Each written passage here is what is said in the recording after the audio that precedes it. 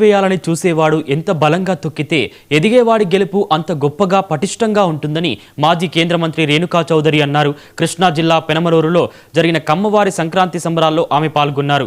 కమ్మవారి సాహసం, ఆత్మాభిమానం, అంచెలంచెల పట్టుదల సమాజంలో అన్ని విభాగాల్లో తమ సత్తా నిరూపించే క్రమాన్ని మాజీ కేంద్ర మంత్రి కొనియాడారు. తెలుగు భాష, జాతి గురించి గొప్పగా మాట్లాడుకుంటున్నామంటే నందమూరి తారక రామారావు చేసిన గొప్ప యజ్ఞం వలనే సాధ్యమైందని రేణుకా చౌదరి వ్యాఖ్యానించారు.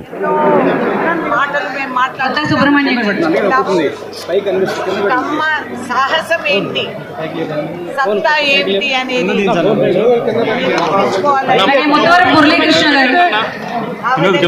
సమాజానికి ఎప్పుడు కూడా సేవ కులాన్ని సమాజంలో అన్ని విభాగాల్లో మా బలము ఉండాలి, కనపడాలి అని విధాలుగా చాలా మంది హైయర్ ఎడ్యుకేషన్ అండ్ మెడిసిన్ చదివే వాళ్ళకు కూడా మా చుట్టాలే ఉన్నారు అమెరికాలో. Who will fund and